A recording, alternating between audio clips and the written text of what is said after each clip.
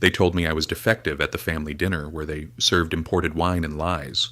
The crystal chandelier above the Ashford family table cost more than most people earned in a year. I knew this because my father, Richard Ashford, had it appraised, specifically, to use as a tax write-off, and he'd made me sit through the entire process as education and wealth management. That same chandelier now cast cold, glittering light over what would be my execution. I sat at the far end of the mahogany table, the Omega's place they called it, away from the important discussions, away from the family business talk. Just close enough to be present at formal dinners, just far enough to know I didn't matter. My name is Elias. I'm 23 years old, and tonight my family was about to throw me away like defective merchandise. Elias. My father's voice cut through the clinking of silverware. I looked up from my untouched plate of food I couldn't afford to waste but had no appetite to eat. Richard Ashford, alpha patriarch, self-made pharmaceutical billionaire, sat at the head of the table like a king passing judgment. His perfectly tailored charcoal suit, his slicked-back silver hair, his cold blue eyes that had never once looked at me with warmth, everything about him screamed power and control. "Yes, Father," I managed, my voice quieter than I intended. "Dr. Harrison sent us his final report today." He set down his wine glass with deliberate precision, the crystal ringing against the table. "The fertility specialist. Would you like to share the results with the family, or shall I?" My stomach dropped like a stone into dark water. The tests. The invasive, humiliating tests they'd forced me to undergo after my last heat cycle had been disappointing, according to my mother. "Father, I don't think this is the appropriate—" "The family has a right to know," my mother interrupted, dabbing her lips with a linen napkin. Catherine Ashford, beta, former beauty queen, current matriarch who measured her children's worth in social capital.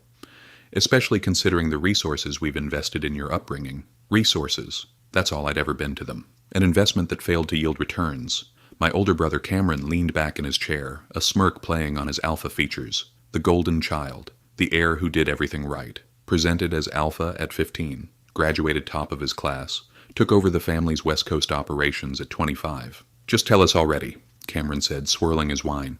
"We all know what it says." I felt my face burn with humiliation. I'd prefer not to discuss my medical information at the dinner table. "Elias is completely infertile," my father announced to the room like he was reading stock prices.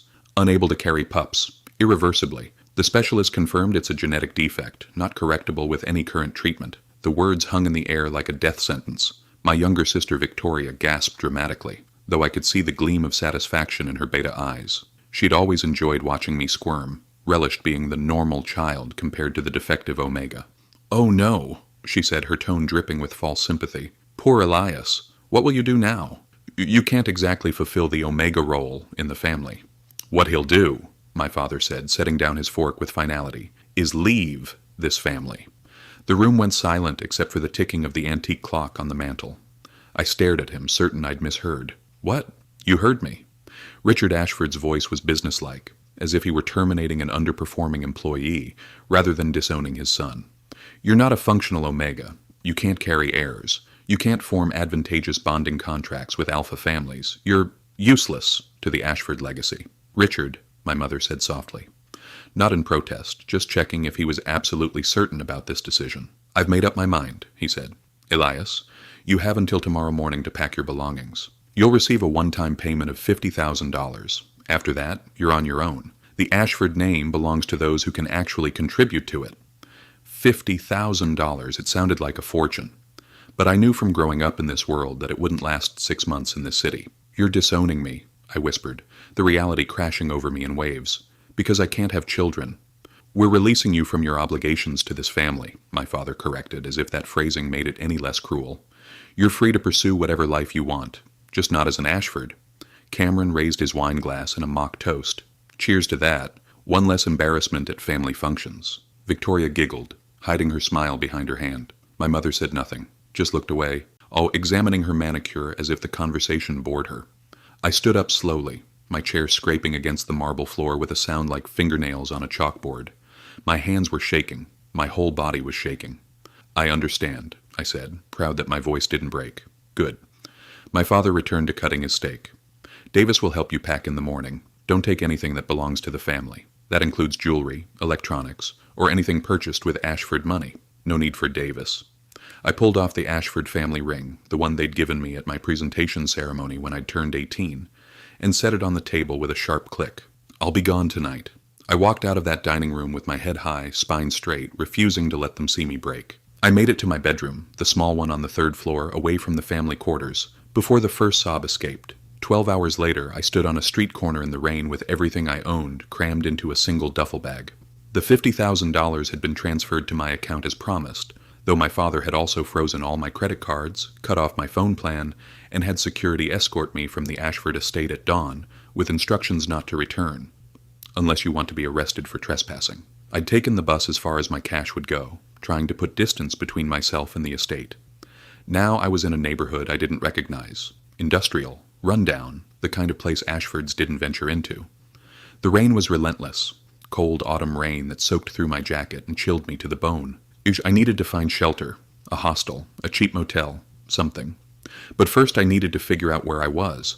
I pulled out my phone, now just an expensive paperweight since my service was cut, and tried to orient myself using the last saved map data. "Lost, Omega?"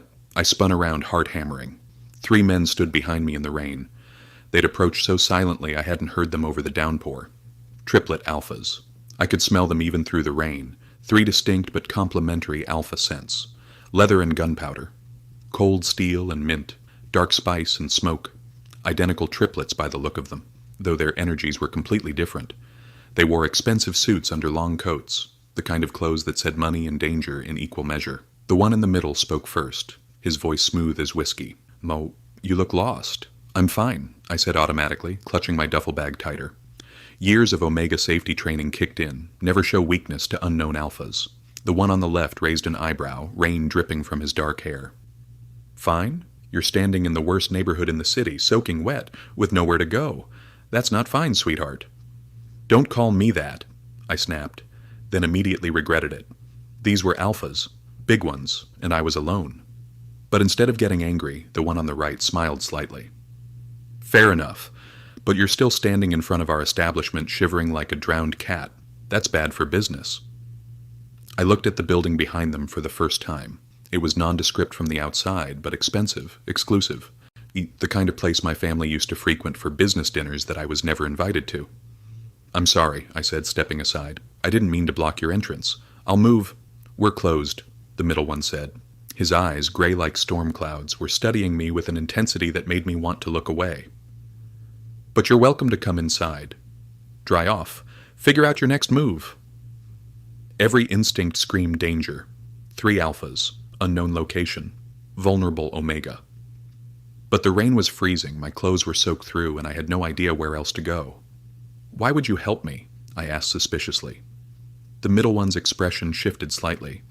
"Because we know who you are, Elias Ashford, and we know what your family just did to you." My blood went cold. Your scent," he explained. "It's distinctive. And we've been following the Ashford family's business dealings for a while now. When word spread this afternoon that Richard Ashford disowned his Omega son," he shrugged, "we thought you might need somewhere safe to land." "Safe," I repeated, my voice hollow, "with 3 alpha strangers in a part of the city where people disappear." The one on the left stepped forward. "We're not going to hurt you, but if you stay out here, someone else will. This neighborhood doesn't get many Omegas, especially not ones who smell like old money and desperation." He wasn't wrong. I could already feel eyes on me from the shadows. "Come inside," the middle one said again, this time offering his hand. "My name is Kieran Beaumont. These are my brothers, Adrian and Rylan. Beaumont. I knew that name. Everyone in this city knew that name. Well, the Beaumont family controlled half the underground in this city, money laundering, information brokering, protection rackets. They operated in the shadows, but their influence reached into every level of society. My father had always loudly condemned them while quietly doing business with them when it suited his needs. I should have run. Instead, I took Kieran's hand. It was warm, steady, and surprisingly gentle. "Elias," I said quietly. "Just Elias now." "Well, just Elias," Kieran said, a slight smile touching his lips. "Welcome to Beaumont territory. Let's get you out of the rain." The restaurant, because that's what it was apparently, was empty inside. Chairs stacked on tables, but it was warm and dry and smelled like expensive food. Rylan locked the door behind us, while Adrian disappeared into the back. I stood awkwardly in the entrance, dripping water onto the polished floors. "Here." Adrian returned with towels and what looked like a change of clothes. Bathrooms through there. These might be big on you, but they're dry. I accepted them, my hands shaking slightly. Thank you. The bathroom was nicer than my bedroom had been at the Ashford estate, all marble and gold fixtures. I changed quickly, peeling off my wet clothes and pulling on sweatpants and a hoodie that indeed were too big but smelled clean, and I noticed with a strange flutter in my chest, smelled like one of the alphas. The dark spice scent. Adrian's. When I emerged, the three brothers were sitting at a corner table with coffee and pastries laid out. Sit, Kieran gestured to the fourth chair. I sat. While wrapping my hands around the warm cup of coffee, Rylan slid toward me. It was perfect. Cream, no sugar. How did he know? So, Kieran said, leaning back in his chair. Disowned. That's quite a story. I took a sip of coffee to buy myself time. I'm infertile. Can't carry pups. My family decided I was useless to their legacy. Adrian's eyes darkened. They threw you out because of biology you can't control? The Ashford way, I said bitterly. Everything has to serve the brand, the image, the empire. An Omega who can't produce heirs is just dead weight. Your father is Richard Ashford, Rylan said. Not a question, but a statement. Ashford Pharmaceuticals, real estate, import/export. Was my father, I corrected firmly. I'm not an Ashford anymore. But you were, Kieran said thoughtfully, which means you know things. About the family business, about their operations, their secrets. I looked up sharply. I'm not selling family secrets. Even though they threw you away like garbage, Rylan challenged, his voice sharp. Even though, I said, I may be disowned, but I'm not a traitor. Kieran smiled, actually smiled, warm and genuine. Loyalty, even to people who don't deserve it. Admirable. He stood up, walking to the window where rain still streaked down the glass. Here's what's going to happen, Elias, he said. You need a place to stay. We have space. You need time to figure out your next move. We can give you that time. Why? I asked suspiciously. What do you want in return? Nothing, Adrian said simply. Yet. My brothers and I, Kieran continued, still looking out at the rain. Swaberhauer have been watching the Ashford family for a long time. Your father has been running illegal pharmaceutical trials in low-income neighborhoods, testing unapproved drugs on people who can't fight back. People are dying, Elias. But he's too well connected for the authorities to touch. My stomach turned. I'd heard whispers, seen documents I wasn't supposed to see, but I'd never wanted to believe my father was capable of that level of evil. And you think I can help you stop him, I guessed. We think, Kieran turned to face me, that you deserve the chance to decide if you want to. I thought about my father's cold dismissal, my mother's indifferent silence, Cameron's cruel smirk, Victoria's gleeful mockery. I thought about being told I was worthless, defective, disposable. What would you need from me? I asked carefully. Information. Adrian pulled out a tablet. Access codes, names of shell companies, locations of facilities. Your father has buried his operations under layers of legal entities. But you grew up in that house. You must have seen things, overheard conversations. I had, more than they knew. My father had always dismissed my presence, talking about business right in front of me like I was part of the furniture. And if I help you, I said slowly, what do I get? Kieran's smile turned sharp. Revenge, justice, a new life. Take your pick. I looked at each of them. 3 identical faces, but 3 very different energies radiating from each. Kieran, the strategist, the one who planned 3 moves ahead. Adrian, the analyst, the one who found weaknesses and exploited them. Rylan, the hammer, the one who struck when the moment was right. Together they could destroy my family's empire. And God help me, I wanted to watch it burn. I'll help you, I said, on one condition. Name it, Kieran said. When this is over, I walk away clean. No debts, no obligations, no strings attached. The 3 brothers exchanged glances, some silent communication passing between them. Then Kieran extended his hand. Deal. I shook it, feeling the warmth and strength of his grip, and sealed my fate. That night I slept in a bedroom 3 times the size of the one I'd had at the Ashford estate. The Beaumont mansion, because of course they had a mansion, was a fortress of modern architecture and old-world luxury hidden in the hills outside the city. My room had floor-to-ceiling windows overlooking the city lights below. Beneath a bathroom with a tub deep enough to swim in. A walk-in closet already stocked with clothes in my exact size. How did you know what size I wear? I asked Adrian when he showed me the room. He smiled slightly. We've been watching the Ashfords for 6 months. You were part of the reconnaissance. That's not creepy at all, I muttered. Get some rest, he said, heading for the door. Tomorrow we start planning. But I couldn't sleep. I lay in the massive bed, staring at the ceiling, processing everything that had happened in the last 24 hours. Disowned, homeless, taken in by the mafia, planning to destroy my own family. A soft knock interrupted my thoughts. "Come in," I called. Rylan entered carrying a tray. "Thought you might be hungry. You didn't eat much at dinner." He set it on the bedside table. "Soup, bread, and tea." "Thank you," I said, surprised by the thoughtful gesture. He lingered in the doorway, studying me with those sharp gray eyes. "Can I ask you something?" "Sure. Are you really infertile? Or did your family just say that to have an excuse to get rid of you?" I froze, the spoon halfway to my mouth. "What?" "Your scent," Rylan said quietly. "It's not the scent of a broken omega. It's just you. Whole. Complete." "The doctors tested me," I said, my voice shaking slightly. "Multiple times. The specialist said my reproductive system is underdeveloped. Non-functional, that's medical fact." "Doctors can be bought," Rylan pointed out, "especially by men like Richard Ashford." The implication hung in the air like smoke. What if they'd lied? What if I wasn't actually infertile, just inconvenient? "Why would they do that?" I whispered. "Because," Rylan said, leaning against the doorframe, "an omega heir is a liability in your father's world. Someone who could be bonded off to a rival family. Someone who could be used as leverage. Someone who might have loyalties divided between their birth family and their bonded pack." He pushed off the frame, taking a step closer. "But a defective omega? One they can disown with public sympathy. That's clean, no complications, no one questions it." I set down the spoon, my hands trembling. "I don't know if that's true," Rylan continued, "but it's worth considering. Your family isn't exactly known for their honesty." He headed for the door, pausing at the threshold. "Either way, whether you're actually infertile or not, it doesn't change anything. You're still worth protecting. Still worth fighting for." He left before I could respond. I sat in the expensive bed, in the luxurious room, and felt something crack open inside my chest. What if he was right? What if my entire life had been destroyed based on a lie? I didn't know, but I was going to find out.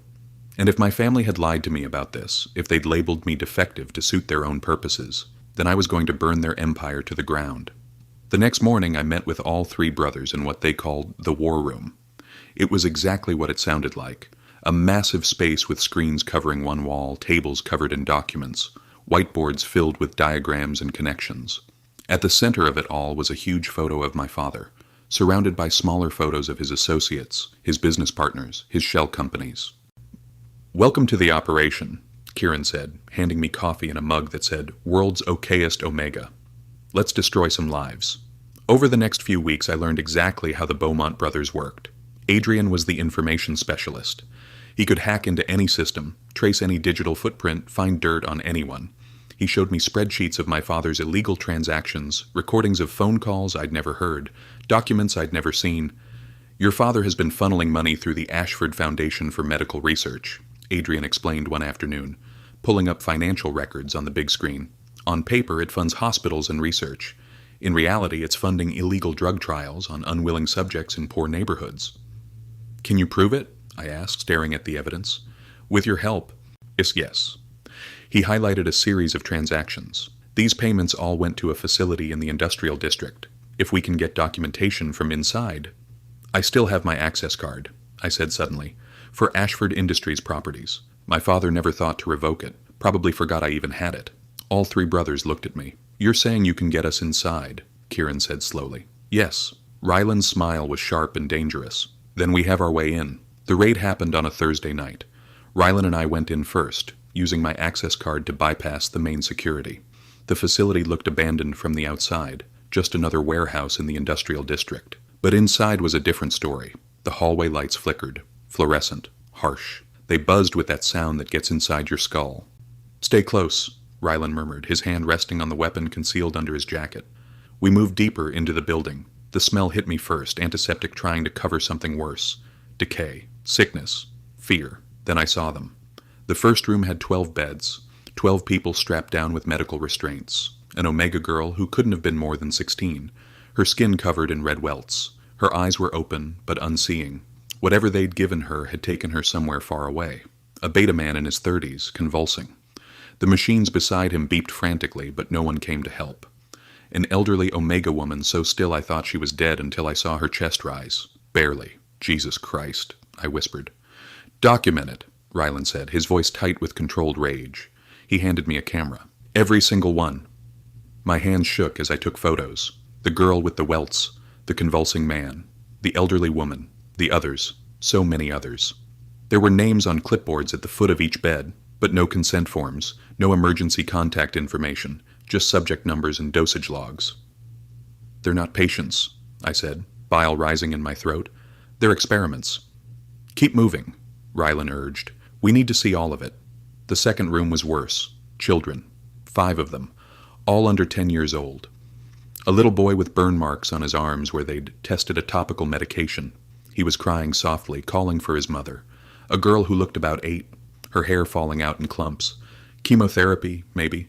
Or something experimental they were testing on her cancer. I couldn't move. Couldn't breathe. Elias, Rylan's hand on my shoulder, grounding me. I know, but we need evidence. For all of them. I forced myself to take pictures. To document the horror. In the third room I found the computers. Adrian had told me what to look for. Patient intake logs, dosage records, adverse event reports that should have been sent to regulatory agencies but weren't. I downloaded everything onto the encrypted drive Adrian had given me. Years of data. Hundreds of people used and discarded. Some of the files had death certificates attached. Cause of death listed as a natural or pre-existing condition. But the timeline showed they died hours after receiving experimental drugs. My father had known. Every death, every adverse reaction, every child who suffered, he'd known and continued anyway. I've seen enough, I said, my voice hollow. Let's go.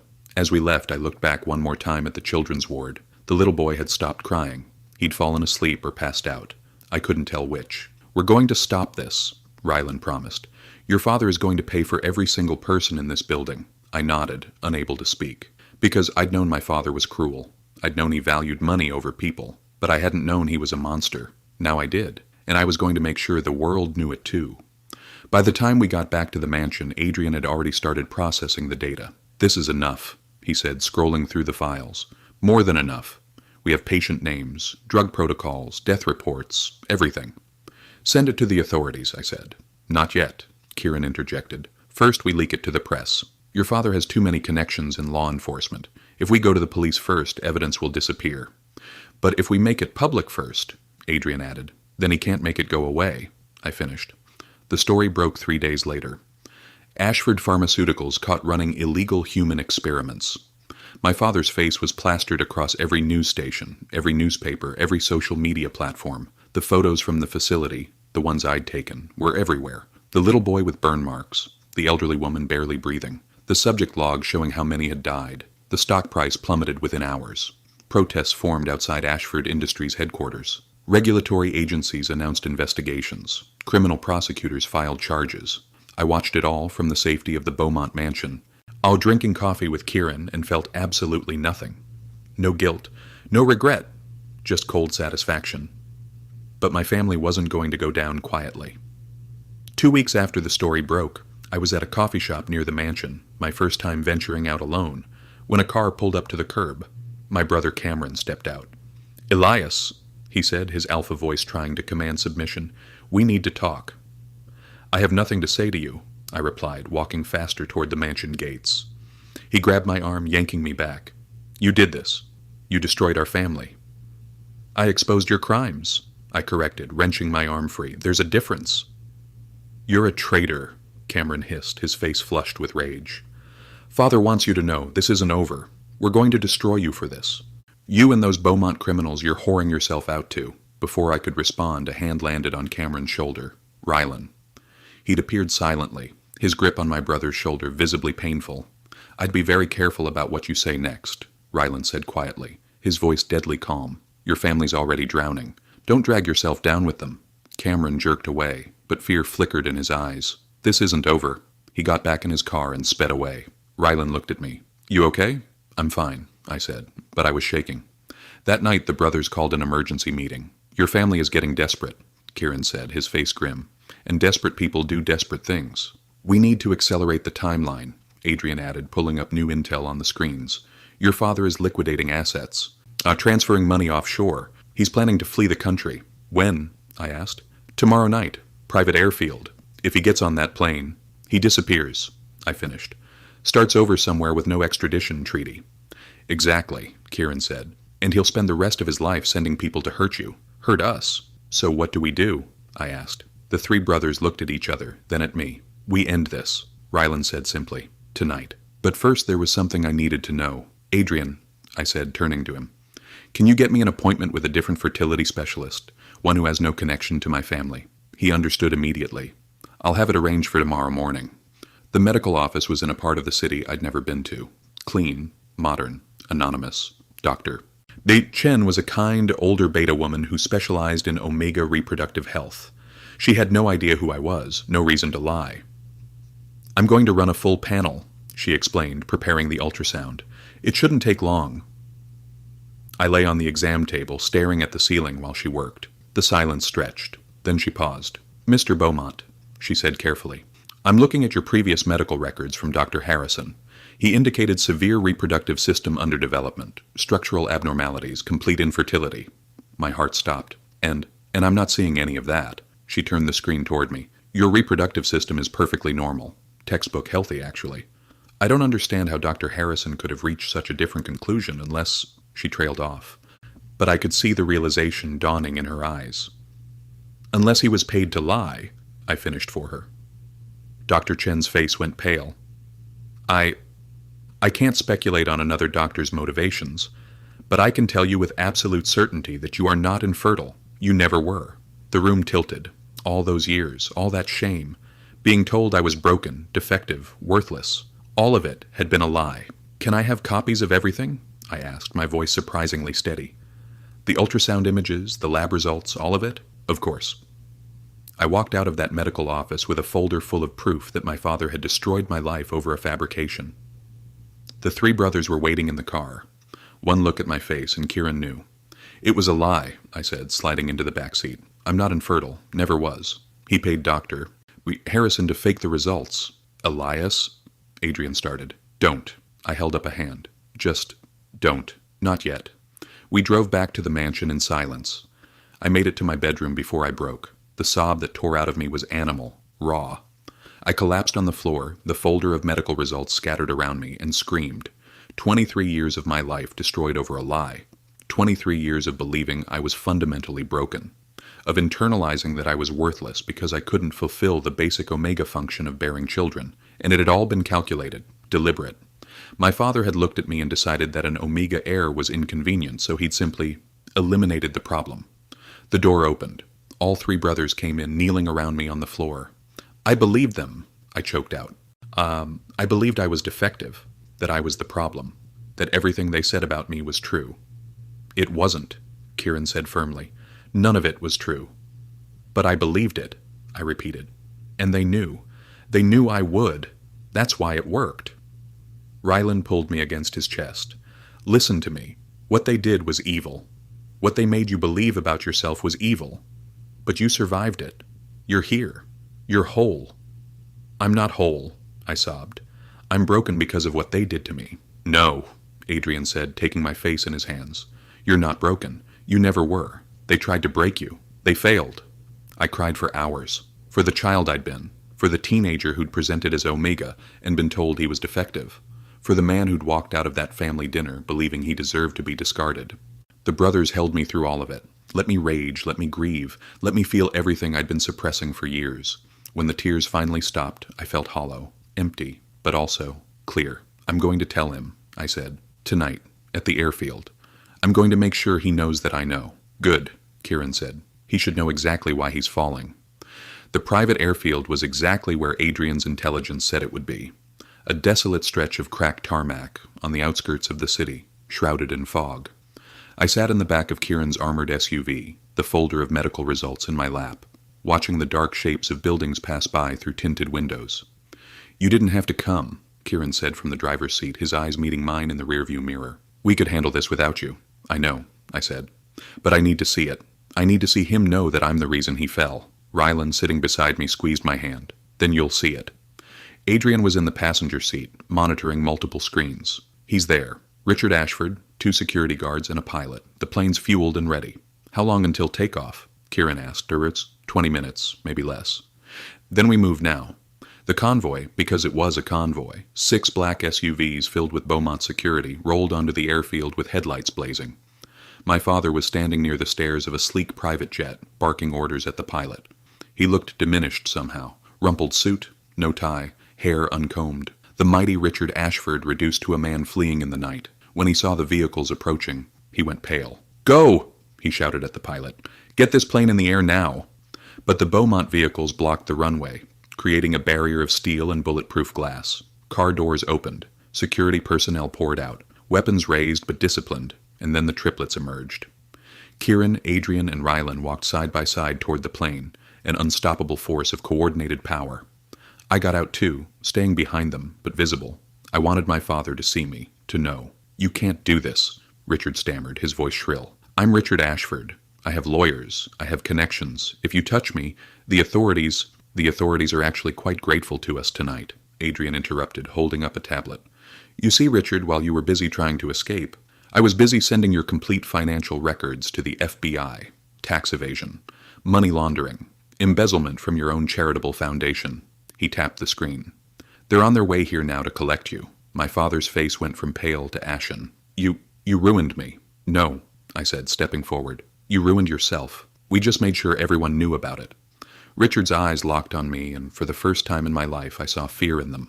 "Elias," he said, trying to sound paternal and failing miserably. "Son, we can fix this. Come home. We'll figure something out." "I'm not your son," I said flatly. "You made that very clear at dinner 3 weeks ago. Remember? When you told me I was useless, defective, dead weight? I was angry. I didn't mean—" "Yes, you did." I took another step forward, pulling out the folder. "You meant every word. In fact, you planned it. You paid Dr. Harrison to fake my fertility results so you'd have an excuse to throw me away." I opened the folder, holding up the ultrasound images. "Because here's what you didn't count on, Father. I got a second opinion. From a real doctor, one you don't control." I threw the papers at his feet. "I'm not infertile," I continued, my voice steady despite the rage burning in my chest. "I never was. My reproductive system is perfectly healthy. Dr. Harrison fabricated everything, on your orders, for your convenience." Richard's mouth opened and closed like a fish out of water. "You destroyed my life based on a lie," I said, taking another step closer. "You told me I was broken, defective. You made me believe there was something fundamentally wrong with me. You made me internalize that I was worthless because I couldn't fulfill the basic omega function. Elias, you have to understand, an omega heir would have complicated things. The business partnerships, the political connections." "I don't have to understand anything," I shouted, all the years of pain finally breaking free. "You were my father. You were supposed to protect me, love me, support me. Instead, you looked at me and saw a problem to be eliminated. So you paid a doctor to lie. You labeled me defective. You threw me away like garbage." Tears were streaming down my face now, but I didn't care. "Do you have any idea what you did to me?" My voice cracked. "Do you have any idea how it feels to grow up believing you're fundamentally broken? To internalize that you're worthless? To accept that you deserve to be discarded?" "It was just business," Richard tried weakly. "I was your child," I screamed. "Not a business transaction, not a problem to solve, your child. And you broke me. You systematically destroyed my sense of self-worth because it was convenient for you." I was close enough now to see the fear in his eyes. "But you know what?" I said, my voice dropping to something cold and deadly. "You failed, because I'm not broken. I never was. The only broken thing here is you. A man so twisted, so devoid of basic humanity, that he could do this to his own son and sleep peacefully at night." I stepped back, standing beside the Beaumont brothers. "I had a family who loved me," I continued. "Mother, father, Cameron, Victoria. I should have been protected, cherished, supported. Instead, I was discarded the moment I stopped being useful to your empire." I gestured to the 3 alphas beside me. "But I found a real family, one that actually sees my worth, one that fights for me instead of throwing me away, one that showed me I was never the problem. You were." Sirens wailed in the distance, getting closer. "That's your ride," Kieran said coldly. "The FBI will be taking custody of you shortly, along with all your assets, which are being seized as we speak. The children you experimented on," I added. "The people you killed with your illegal trials, the families you destroyed, they're all going to get justice, because of evidence I gathered, because I chose to stop you." "You can't," Richard started. "We already did," Adrian said with satisfaction. "Your accounts? Frozen. Your properties? Under federal seizure. Your jet?" He patted the metal hull. "Evidence. Your company? Dissolved. Your reputation? Destroyed." "You're finished, Richard," Rylan added. "The mighty Ashford empire built on lies and bodies is done, and you're going to spend the rest of your life in a cell, knowing that your defective Omega son is the reason you fell." Blue and red lights flashed across the tarmac as federal vehicles arrived. I watched as FBI agents approached. As my father was read his rights, as handcuffs clicked around his wrists, he looked at me one last time. "You'll regret this. You'll regret betraying your family." I met his eyes without flinching. "You stopped being my family the moment you looked at me and saw a problem instead of a son, and I don't feel regret. I feel free." They led him away. I stood there on the cold tarmac, watching the man who'd raised me be driven away to face justice, and felt the weight of 23 years finally lift from my shoulders. "Come on," Kieran said gently, his hand warm on my shoulder. "Let's go home. Home. Not the Ashford estate. Not that cold, loveless mansion where I'd spent 23 years trying to earn approval I'd never receive. Home was the Beaumont mansion. Home was with the 3 alphas who'd given me weapons when I had none, who'd stood beside me while I faced my demons, who'd never once treated me like I was broken. We drove back in silence. I sat between Adrian and Rylan in the back seat, their presence grounding me. When we arrived at the mansion, Kieran led me not to my room but to the study, a warm space with a fireplace and comfortable chairs. "Sit," he said. Was pouring 3 glasses of whiskey and handing me tea instead. "We need to talk." I sat, suddenly nervous. "About what?" The 3 brothers exchanged glances, that silent communication they did. "About what happens now," Adrian said, sitting across from me. "Your father will go to prison," Rylan added, settling into the chair beside me. "For a very long time. The evidence is overwhelming." "Your family's empire is dissolved," Kieran continued, leaning against the desk. "The legitimate businesses will be sold off to pay restitution to your father's victims. The illegal operations are being dismantled by federal agents as we speak. Which means," Adrian said carefully, "you're free. No family obligation. No one hunting you. No one trying to use you as leverage. As per our agreement," Kieran finished. "You can walk away. No debts. No strings. We'll set you up with a new identity, a trust fund from the seized assets that's rightfully yours, and you can start over wherever you want." The offer hung in the air. Freedom. Complete freedom. I should have been relieved. This was what I'd asked for. But instead I felt panic clawing at my throat. "What if I don't want to walk away?" I asked quietly. All 3 brothers went very still. "What are you saying?" Kieran asked, his voice carefully neutral. I stood up, needing to move, needing to speak before I lost my nerve. "I'm saying that for the first time in my life, I feel like I belong somewhere, with people who see me as more than my biology, more than my usefulness." I looked at each of them. "I'm saying I want to stay, if you'll have me." "Elias," Adrian said softly. We're a package deal. 3 alphas. That's complicated." "I know. We could hurt you," Rylan added. "Not intentionally, but the dynamics of a pack bond with 3 alphas can be intense, overwhelming." "I know that too. And we're not exactly model citizens," Kieran pointed out. "We operate outside the law. Our world is dangerous. I watched you destroy my father's empire in 3 weeks," I said. "I know exactly what you're capable of, and I'm not afraid." Silence. Then Kieran set down his glass and crossed the room to stand in front of me. "You're sure?" he asked, his gray eyes searching mine. "Because once we start this, once we begin courting you properly, there's no going back. We're possessive, territorial. We'll want to mark you, bond you, keep you." "I'm sure," I whispered. "Even knowing we're criminals," Adrian challenged, standing as well. "Even knowing." "Even knowing we'll never let you go once you're ours," Rylan added, joining his brothers. "Especially knowing that," I said, my voice stronger now. The 3 of them surrounded me, not threatening, but protective. A wall of alpha strength that made me feel safe instead of trapped. "Then we'll do this right," Kieran said. "Courting. Proper courting.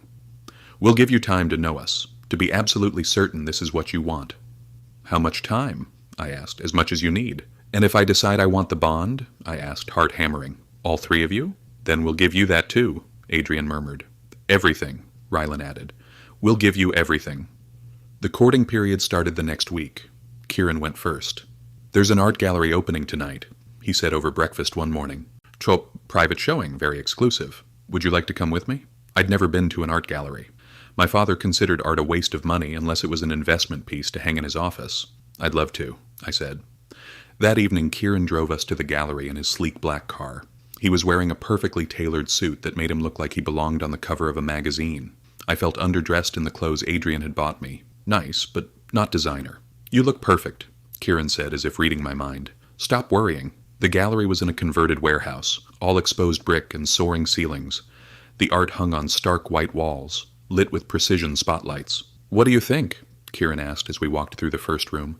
I stared at a massive canvas covered in what looked like random splashes of color. "I don't understand it," he smiled. "Good. That's honest. Too many people pretend to understand art because they think they're supposed to. We stopped in front of another piece, a sculpture made of twisted metal. Art isn't about understanding, Kieran continued. It's about feeling. What does this make you feel?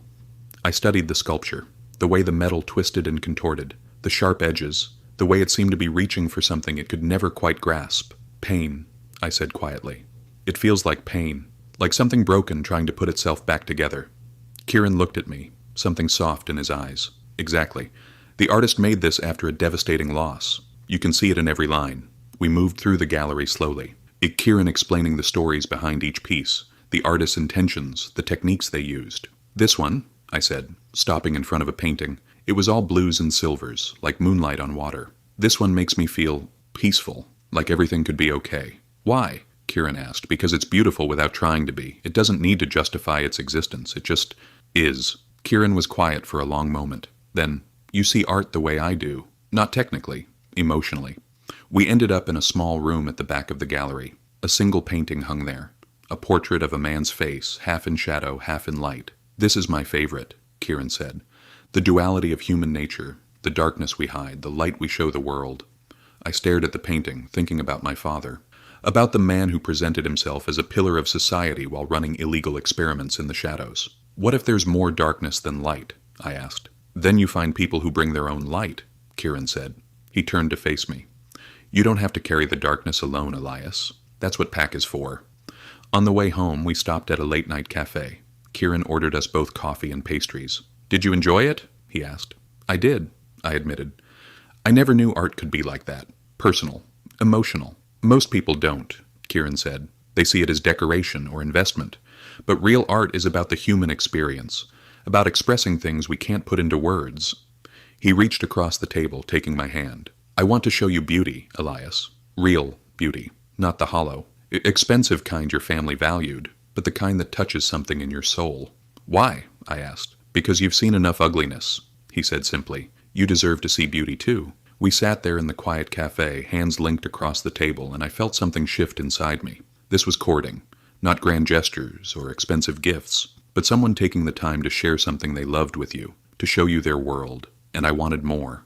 Adrian's courting was different. One evening, he knocked on my door. Want to see what I really do? I followed him to a room I'd never been in, smaller than the war room, but filled with even more technology. This is my space, Adrian explained, settling into a chair in front of multiple monitors. This is where I work. He pulled up a screen showing a network of connections, lines crisscrossing between names, companies, locations. Your father's empire, he said, or what's left of it. I've been tracking every asset, every shell company, every hidden account. Why are you showing me this? I asked. Because if you're going to be part of this family, you need to know what we do. All of it. Over the next several hours, Adrian walked me through it all. The legitimate businesses the Beaumonts ran. The gray areas, information brokering, protection services, the network of connections that kept them powerful. We're not the good guys, Adrian said bluntly. We operate outside the law. We use information as currency.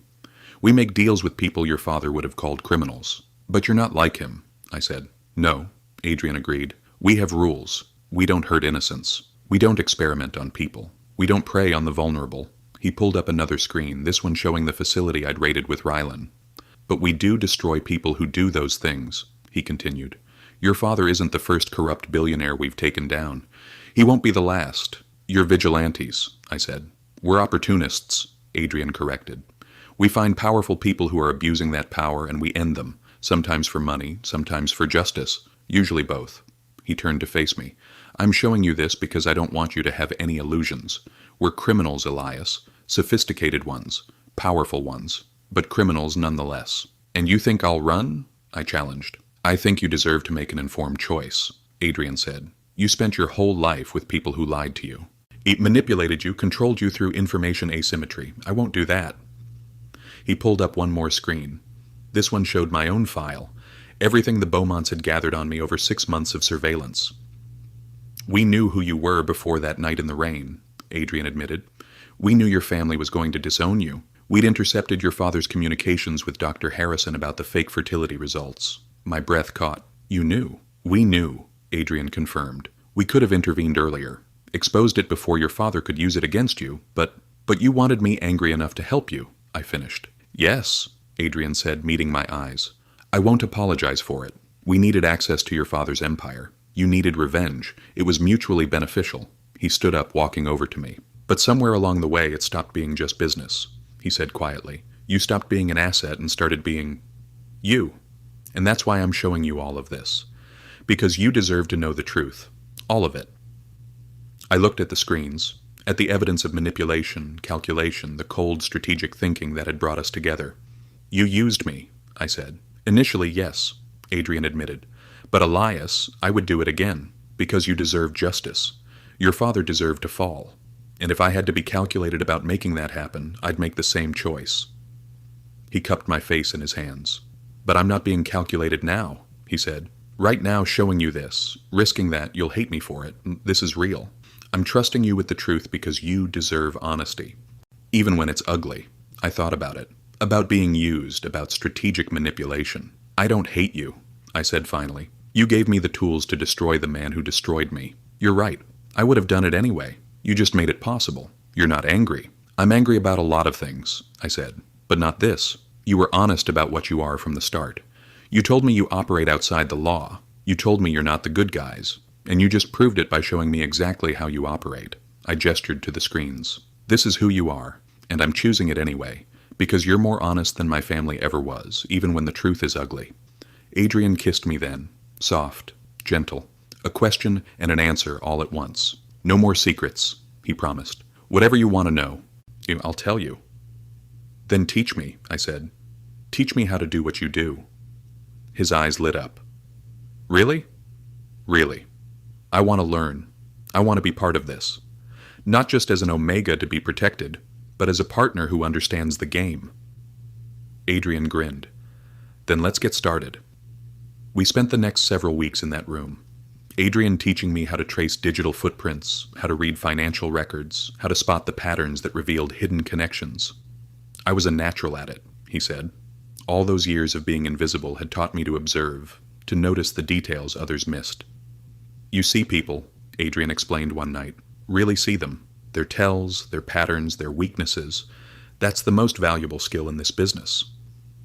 It was after midnight. We were both exhausted, eyes burning from staring at screens.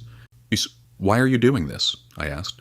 Why invest this much time in teaching me? Because I want you as my equal, Adrian said simply. Not my subordinate, not someone I protect and control. My equal. Someone who can stand beside me and understand exactly what we're doing and why. He pulled me close.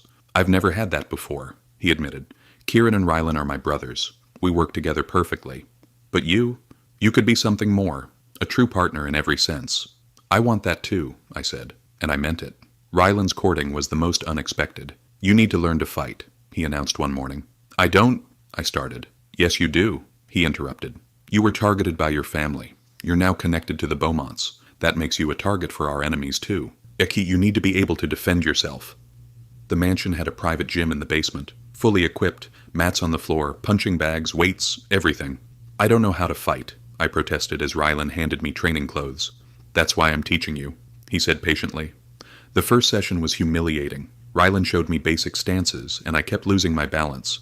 He demonstrated a simple block, and I couldn't replicate it. Every movement felt awkward, unnatural. I can't do this, I said after falling for the third time. You're right, Rylan said. You can't. Not yet. But you will. He helped me up. Fighting isn't about being naturally talented, he explained. It's about repetition, muscle memory, refusing to quit even when it's hard. I'm weak, I said bitterly. Omega biology is not a weakness, Rylan cut me off sharply. Your size is smaller. Your muscle mass is different, but that doesn't make you weak. It means you fight smart instead of fighting hard. He demonstrated, showing me how to use an opponent's strength against them, how to target vulnerable points, how to create distance. Speed beats strength, he said. Technique beats power, determination beats size. You have all of those. We trained every morning, at first for 30 minutes, then an hour, then 2. Slowly, painfully, I got better. I learned to fall without hurting myself, to block without thinking about it, to strike with precision instead of power. Good, Rylan would say. Again. And we'd go again. One morning, about a month into training, I managed to land a hit on him. Just a light tap to his ribs, but a hit nonetheless. Rylan grinned. There it is. Do it again. We sparred for another hour. I was drenched in sweat, muscles burning, but I'd never felt more alive. "Why is this so important to you?" I asked afterward, both of us sitting on the mat catching our breath. "Because I never want you to feel helpless again," Rylan said, his voice fierce. "That night in the rain you were vulnerable, alone. No skills to protect yourself. That's never happening again." "But you'll protect me," I said. "I will," he agreed. "But what if I can't? What if something happens and I'm not there? I need to know you can protect yourself. I need to know you're never at anyone's mercy." He reached out, brushing sweat-dampened hair from my forehead.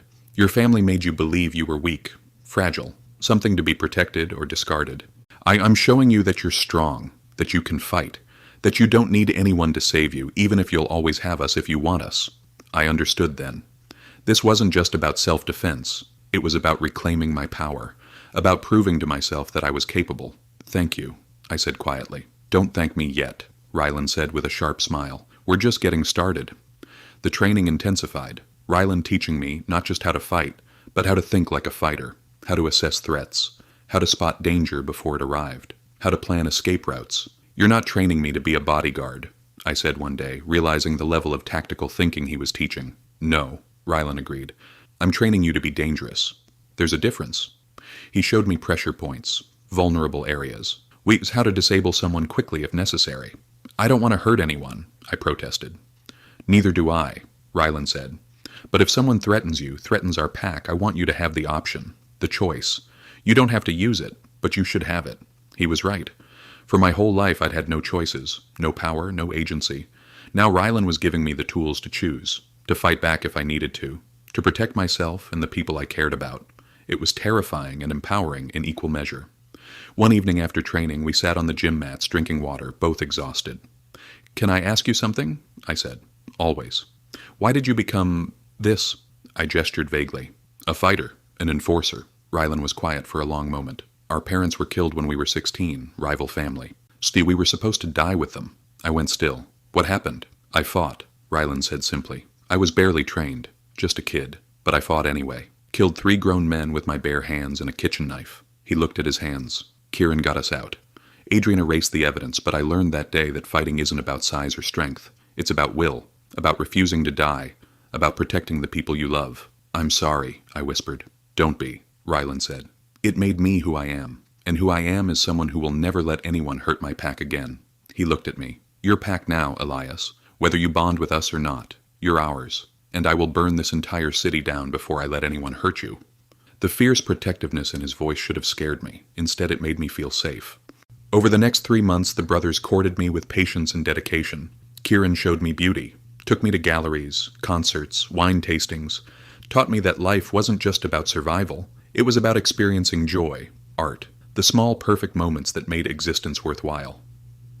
Adrian showed me power, taught me how information flowed, how to read people, how to see the patterns that revealed truth, made me his partner in the work instead of just someone to be protected. Rylan showed me strength, trained me until I could hold my own in a fight, until I knew I was never helpless, taught me that my body was capable of more than I'd ever imagined. And slowly, carefully, I fell completely in love with all 3 of them, not just as individuals, but as a unit, as a pack. The bonding ceremony happened on a winter evening, with snow falling gently outside the mansion windows. It was private, just us and a bonding officiant who specialized in pack bonds. "This is a serious commitment," she told all of us. "A 3 alpha pack bond is powerful, rare. It will change you all. Make sure you're ready." "We're ready," we said in unison. The ceremony was simple but profound. I knelt before each alpha in turn, biting the bonding gland at their necks, marking them as mine. Kieran first, his hand steady on my head as I bit down, the bond snapping into place like a key in a lock. Then Adrian, his fingers threading through my hair as I claimed him, the second bond layering over the first. Finally, Rylan, his arms wrapping around me as I marked him, the third bond completing the pattern. Then they did the same to me, Kieran first, then Adrian, then Rylan. 3 bites, 3 bonds. 3 claiming marks forming a pattern across my throat and shoulders. When the last one snapped into place, I felt it like an explosion in my chest. Suddenly I could feel them, not just emotionally, but physically. Their presence in my mind, their emotions, their absolute devotion. Kieran's steady protective strength, Adrian's sharp analytical focus, Rylan's fierce warrior determination. All of it flooding through the bond, overwhelming and perfect. Our Omega, Kieran whispered against my temple. Our heart, Adrian added, his forehead pressed to mine. Ours, Rylan finished simply. Forever. I'd been cast out by one family, and found my true pack in the ashes. 6 months later, I stood in the lobby of Beaumont Enterprises, watching the city through floor-to-ceiling windows. Behind me, I could feel them through the bond. Kieran in his office, sharp and focused. Adrian in the server room, tracing connections only he could see. Rylan, somewhere close, always close. My pack. I pressed my hand to my neck where 3 claiming marks sat, permanent and proud. The Ashfords had told me I was defective, worthless, a liability to be discarded. They were wrong. I wasn't defective. I was just never meant for them. I was meant for this. For 3 alphas who saw value where my family saw failure. For a life built on choice instead of obligation. For a family that fought for me instead of throwing me away. The elevator opened. Kieran stepped out, loosening his tie, gray eyes finding mine immediately the way they always did. "Ready to go home?" he asked. I smiled. Always. Some people are cast out so they can find where they truly belong. I was one of them, and I'd never look back. Thank you for being part of this journey. If this story moved you, subscribe for more tales of omega strength, alpha devotion, and families built on choice instead of blood. Until next time, be brave, be bold, be loved, always.